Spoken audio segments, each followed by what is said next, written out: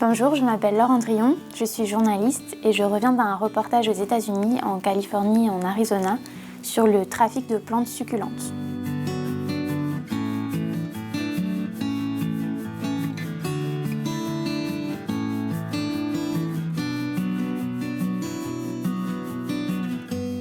Quand on parle du trafic de plantes succulentes aux États-Unis, on parle principalement d'une toute petite plante grasse qui s'appelle la Dehleia farinosa, qui est actuellement braconnée.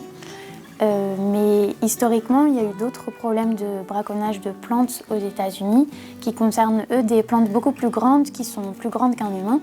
Par exemple, le cactus saguaro en Arizona. La Dehleia farinosa est très demandée en Asie parce c'est devenu un objet de collection.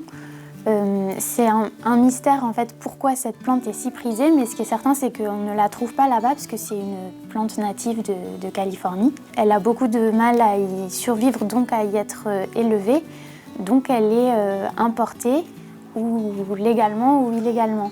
Et les experts pensent que cette plante est particulièrement prisée parce qu'elle est toute petite, donc elle est facile à collectionner, aussi à exhiber sur les réseaux sociaux. Apparemment Instagram, on la surnomme parfois la plante Instagram, justement parce qu'on peut montrer à quel point son intérieur est décoré, raffiné.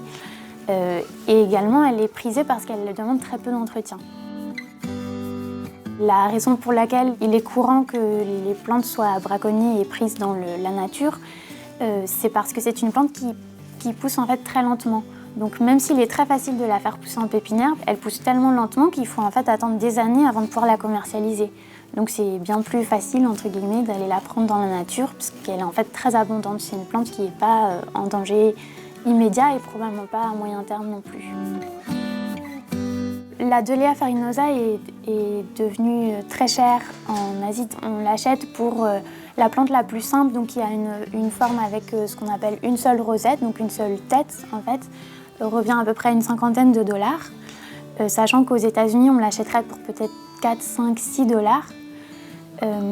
Mais ensuite, ce qui est assez impressionnant, c'est que plus la plante est vieille et a l'air un peu abîmée par les éléments, donc par exemple, elle peut développer des petits tons rosés sur le bout de ses feuilles, elle peut faire une branche qui ressemble de plus en plus à une vraie écorce malgré sa taille, donc presque un petit bonsaï de succulente. Là, les prix s'envolent et notamment si la plante a plusieurs têtes, elle peut atteindre le millier de dollars facilement. Les autorités californiennes ont rendu publics les résultats de 6 affaires qui ont eu lieu depuis début 2018 et le trafic représenterait 39 000 Dehleia farinosa volées pour une valeur marchande estimée à 3 millions de dollars. La difficulté majeure de ce reportage, je pense, c'est qu'au moment d'interroger des gardiens de réserves naturelles, même les autorités américaines, je me suis rendu compte qu'il était difficile pour eux de mettre le curseur entre est-ce qu'on parle aux journalistes ou est-ce qu'on ne leur parle pas. Parce que d'un côté, c'est pour eux un outil de dissuasion de montrer qu'ils sont au courant de ce braconnage, qu'en fait ils ont beaucoup d'informations, mais en même temps ils ne voulaient pas forcément montrer les lieux des braconnages pour justement, puisqu'en plus, bien évidemment, je suis partie avec un photographe, Olivier Touron, qui voulait photographier ces lieux-là, photographier la plante de près, dans son environnement. Et là, il s'est posé une question toute bête les autorités américaines ne voulaient pas qu'on se rende sur les lieux de braconnage. Donc il a fallu gagner la confiance de nos sources pour qu'elles acceptent de nous y emmener et qu'on prenne quelques précautions, de ne pas donner les noms des lieux, de ne pas montrer le décor de manière trop précise pour qu'il soit reconnaissable.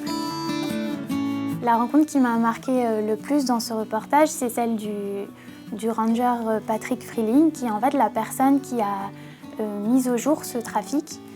Ce qui est intéressant, c'est que c'est une personne qui était elle-même très impliquée de par son travail dans la protection des animaux, mais il n'était pas très sensibilisé à la question des plantes.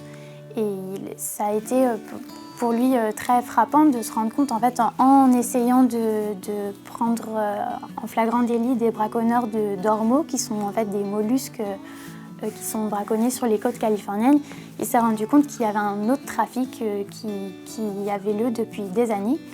Et ce qui est intéressant, c'est de voir la situation dans laquelle il s'est retrouvé par rapport à sa chefferie qui ne savait pas, par exemple, quel article du code pénal utiliser dans un cas de saisie de plantes, et de voir aussi comment sa vie quotidienne a été impactée parce qu'il Il est devenu très alerte et presque à l'excès. Donc quand on se promène avec lui, on voit qu'il a des yeux partout, qu'il regarde le randonneur, il se demande est-ce que c'est un randonneur ou est-ce que c'est un braconneur. En me regardant, il m'a dit tout de suite, ah, dans ton sac, on pourrait mettre pour 5 000 $ du léa. Il est devenu, sa vie quotidienne a été affectée par ce trafic qui avait lieu à ses portes et dont il ignorait complètement l'existence.